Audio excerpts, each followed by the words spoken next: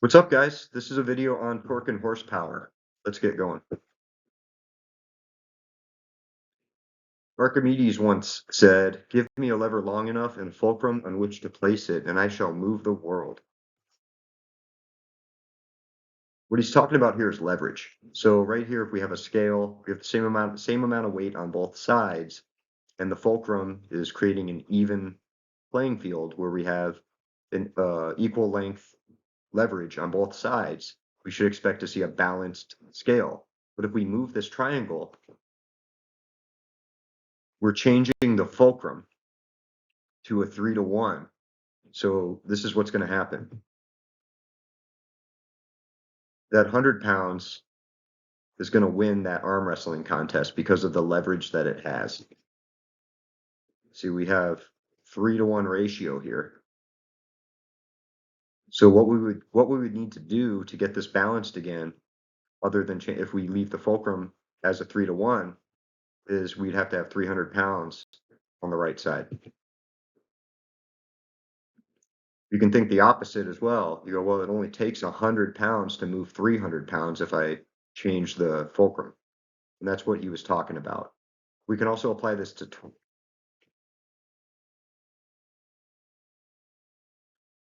if you've ever had a wrench in your hand and turned something, you intuitively know with a little bit of experience, the longer the wrench you have, the easier it is to turn something. So we have more leverage.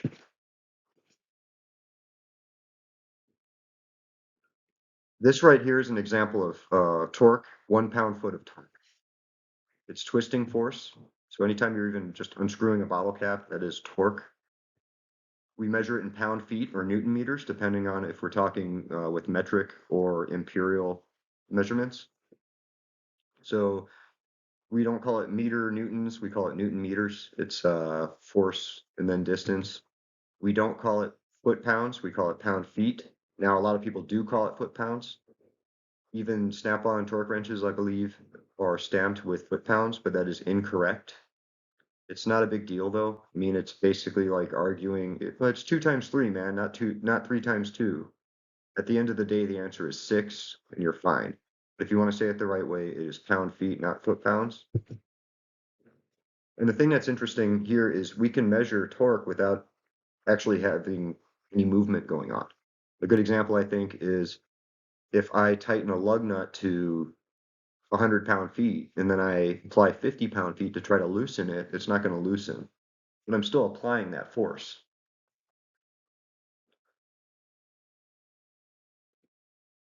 Okay, here's James Watt. James Watt was accredited for kickstarting the Industrial Revolution, and he did it with the steam engine. Now, he didn't invent the steam engine, but he made it much more efficient based off of Thomas Newcomen's steam engine.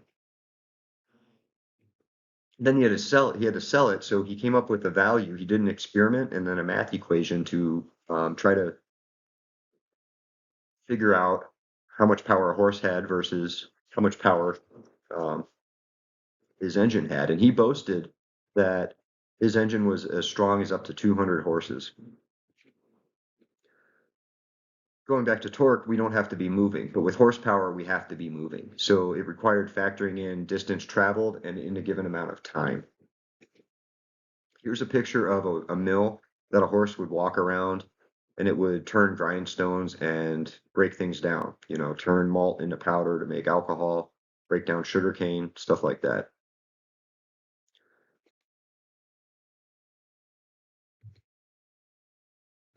So here's his experiment, basically.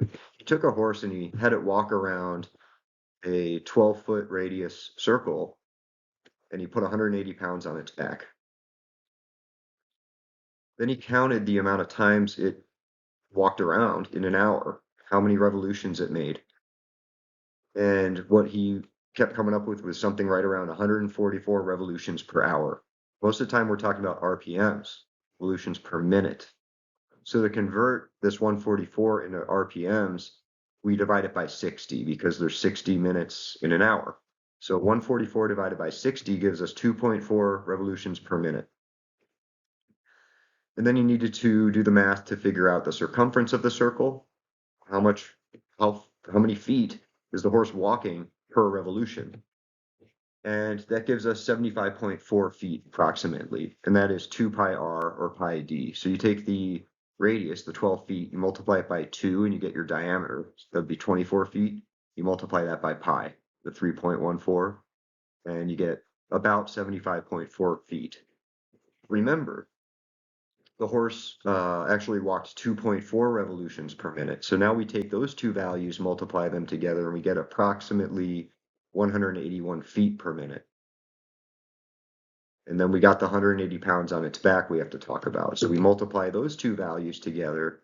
Now we got our feet and our pounds, and we get right around 32,572. He rounded it up saying, hey, let's make the horse even stronger, hypothetically, and I'll give you 33,000. If he actually rounded down, he would be getting extra horsepower, extra horsepower rating.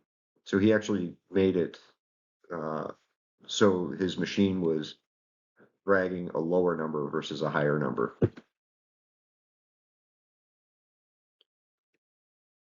So 1 horsepower is equivalent to, however we want to break down this 33,000. 1 horsepower is 33,000 pounds being moved 1 foot per minute. 1 horsepower is also 33,000 feet, one pound moving 33,000 feet per minute. You can do the math any way, as long as those two values equal 33,000 in a minute. So here's an example, something moving 100 feet per minute with 330 pound load. That's 1 horsepower. So going back to torque, he asked himself, okay, well, how many times would I have to spin around this 1 foot lever per minute to equal 33,000? So the first thing he did was he figured out the circumference of this 1 foot radius circle, which is 2 pi r, which is basically pi times 2, which gives us 6.2832 feet. Every revolution, 6.28 feet. Divide that into 33,000, we see that we have to make 5,252 revolutions in a minute to equal 1 horsepower at 1 pound force. I'm covered in tattoos. I'm also kind of nerdy. I have 1 car tattoo, and it's right here. 5252. And that's why I got it there. So if you do a little bit of algebra here, you can see that horsepower is equivalent to torque multiplied by RPM and then divided by 5252. So if you're measuring torque and you're at 5,252 RPM, those values cancel each other out. So at that RPM, torque and horsepower are always the same.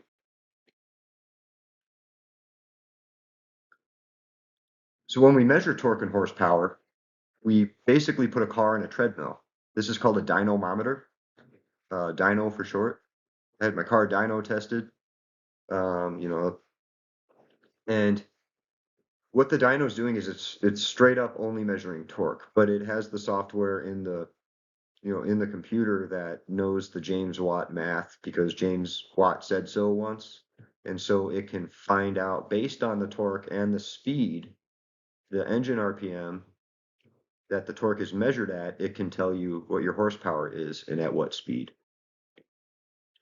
So first it's going to figure out your torque, and it's going to change it, during different speeds, and then it's going to do that math, and it's going to get you that horsepower. And if you see, they always intersect at 5252 because James Watt said so. And torque will always be a higher value than horsepower before that, or at a lower RPM than that.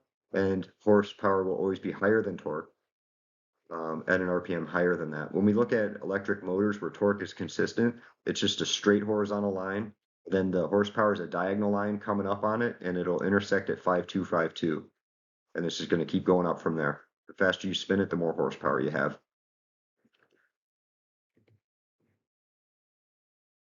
And this is your peak torque here. Your peak torque is the most efficient your engine is. So this looks like it's right around 4,200 RPM. If we're at 4,199 RPM and it's lower, or 4,201, it's lower, every engine has one specific speed that is its peak performance. And so when you build a car and you're figuring out the gearing for a transmission, when you want to upshift, you always want to make sure you're landing somewhere before here. So you always have that peak torque at some point through the driving that car. And engineers try to widen this power band, expand it with variable valve timing, variable valve lift, better ignition systems, whatever. But at the end of the day, there's always going to be one specific RPM that engine is most efficient in. So I'm going to leave it with a quote from Carroll Shelby. Carroll Shelby. I think I might have got cut off there.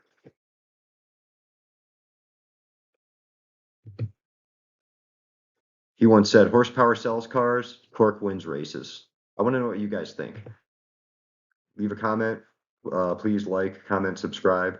I'll be getting back to the ASE study guide stuff, but I want to kind of ping pong around with some interesting things that I like to talk about as well.